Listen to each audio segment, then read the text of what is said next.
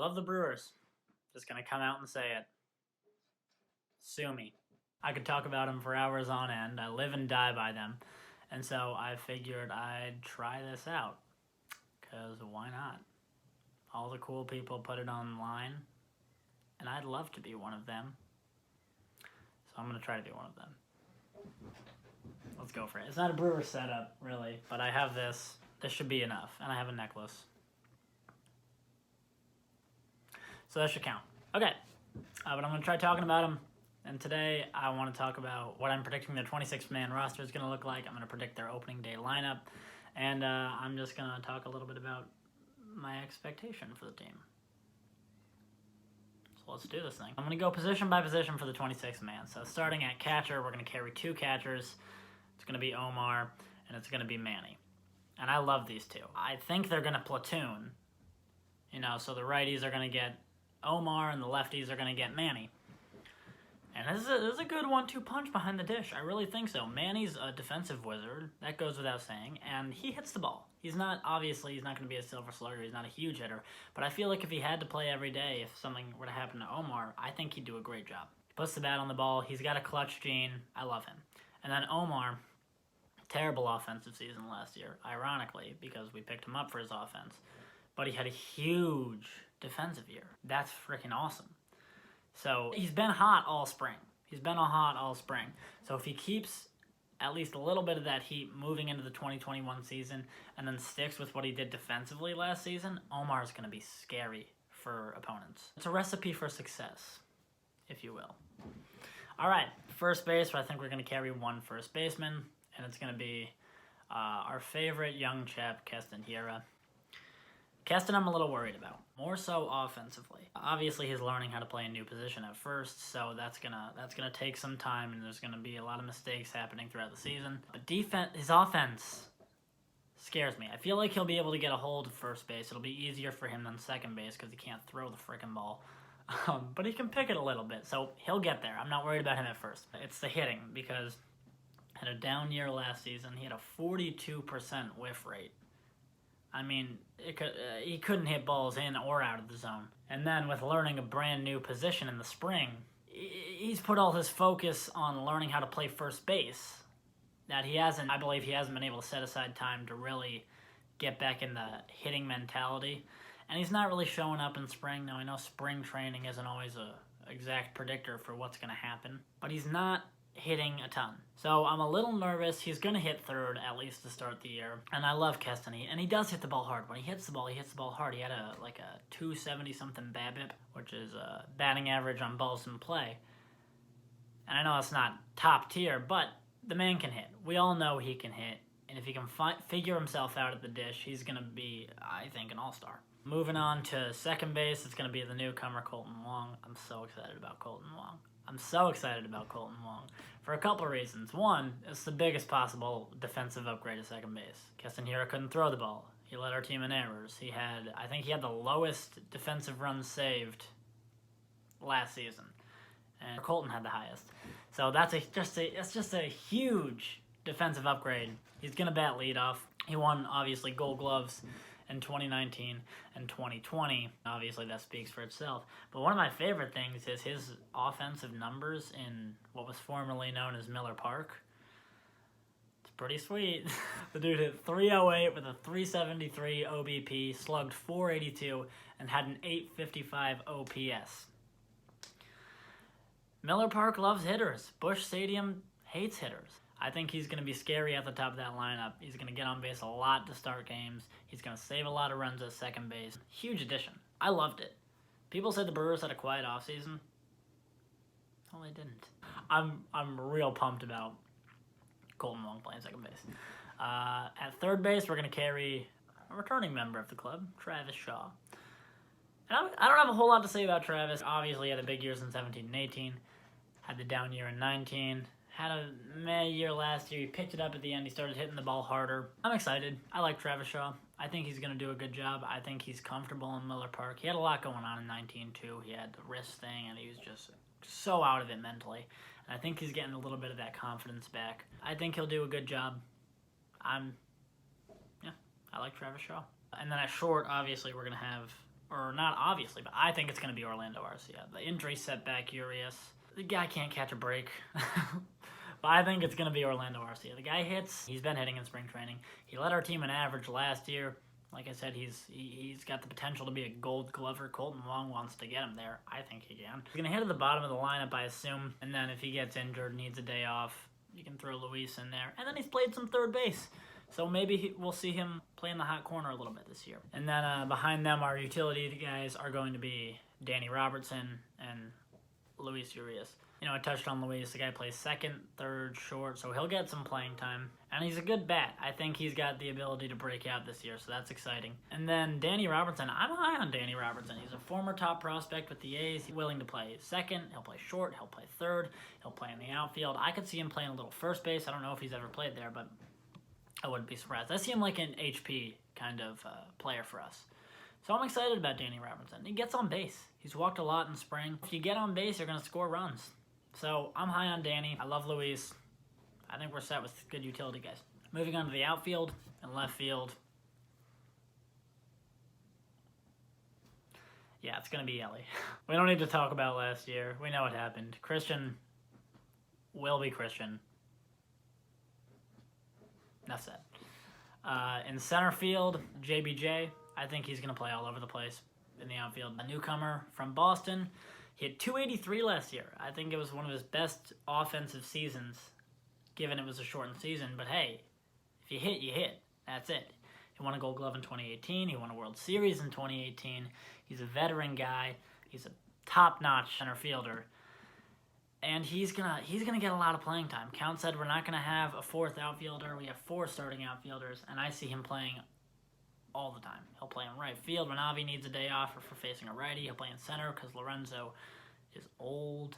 I'm assuming he's gonna do a lot of defensive replacements. He's gonna do a lot of defensive replacing for Avi Garcia late in games. Not that Avi's a bad right fielder, but Jackie's an elite right fielder. So he'll be a defensive replacement late in games. And I think with the new extra inning rules with man starting on second base, I think if he hasn't gotten in the game at that point, I think he's going to run a lot on second. Right field, Avi Garcia. He's been hot as heck in spring. He had a down year last year along with the rest of our offense. But he's hot in spring, and he dropped 36 pounds, and he's a beast. I'm excited about Avi. I think he's going to do a great job this year. And then behind them, our 4th and 5th outfielders, I have Tyrone Taylor and Billy McKinney. And I know Lorenzo Cain's not on this list, but I'll touch on that a little bit later. It was going to be Derek Fisher for me instead of Billy McKinney, but then he hurt his hamstring, and Billy started hitting bombs. So it's going to be Billy. I think also one reason Lorenzo's not going to be up on opening day is to give us a little more time to figure out what we want to do with McKinney, because he's out of minor league options. We could play him a little bit, see if we do want to keep him, send Tyrone Taylor down, and then have a McKinney, Lorenzo, JBJ, Yelly, and Garcia off outfield. He also plays a little bit of first base, which I think gives him a little bit of an edge, because you know how Counts loves his utility guys.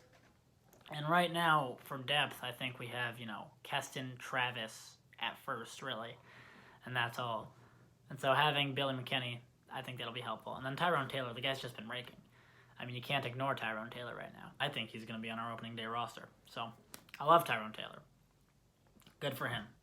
No Lorenzo Cain yet. We'll get there. As for the pitchers, our starting 5, I think it's pretty self-explanatory. We got Brandon Woodruff.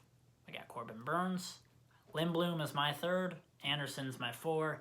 And Adrian Hauser is my 5. No Freddie Peralta. I'm giving it to Hauser. I think Freddie's too dominant out of the bullpen. And then really, after Woody and Burns, I don't think it really matters the order you put them in, whether it's Lindblom, Anderson, Hauser, Lindblom, whatever it is.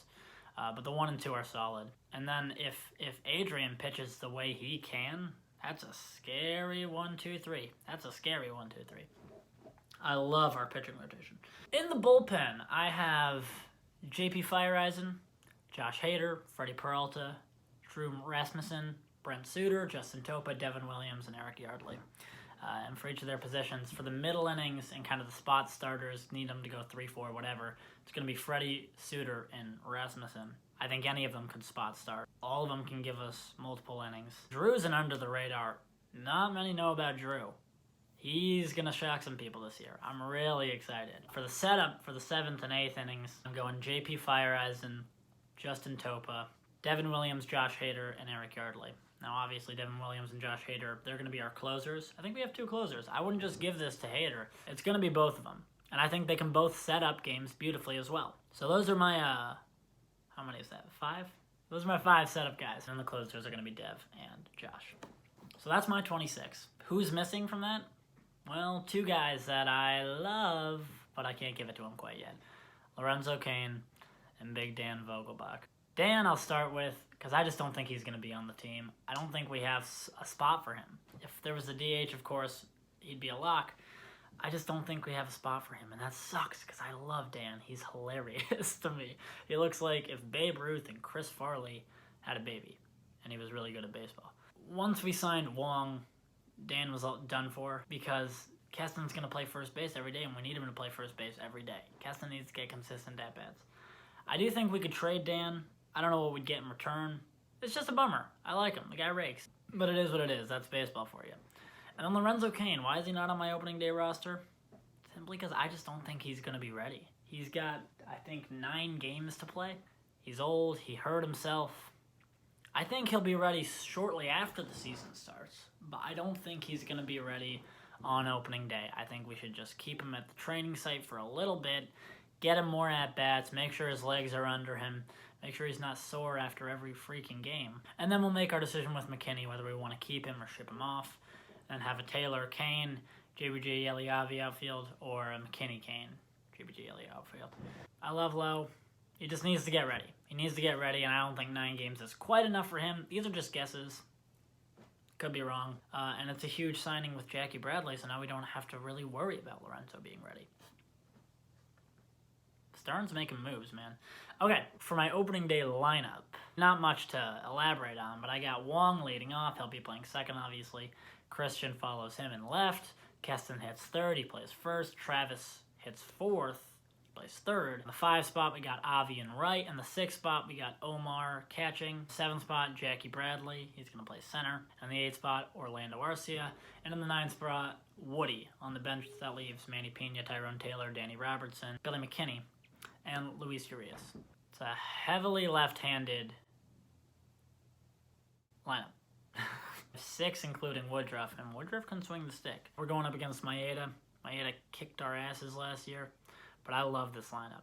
I'm excited. So that's what I got. Wong, Yelachira, Shaw, Garcia, Narvaez, Bradley, Arcia, Woodruff. What do I expect from the team? This is a winnable-ass division. When the Cards signed Nolan, the initial reaction was, oh, it's over. This is the Cardinals division. No contest. Whatever. And then once the dust settled a little bit, and then the Brewers made their moves with Colton and Jackie, once the dust settled, it kind of started to appear like this is anyone's division. I really think it's down to 3 teams, the Cards, the Brewers, and the Cubs. The Cubs are a little bit on the outskirts, especially if they're not winning at the deadline, then just ship them all off. I really think it's down to the Cards and the Brewers. And I think the Brewers can win this division. I really do. I expect them to at least finish top 2, and I get a little nervous because the NL's good. And so I feel like it's win the division or bust. I don't know if there's going to be room for an NL Central wildcard spot. But I think the Brewers could win at least between 84 and 91 wins. And that should be enough. You know, we got, I think, the best rotation, the best pitching straight up in our division. If Keston hits, he's got the chance to be one of the top first basemen in the league. I think Colton's going to be great for us. And then if Christian plays like Christian did in 18-19, that's essentially signing Christian Yelich. A guy we didn't have last year. That's a whole other boost. 2 teams in the Central got better. It was the Brewers and it was the Cardinals. So, anyway. That's all.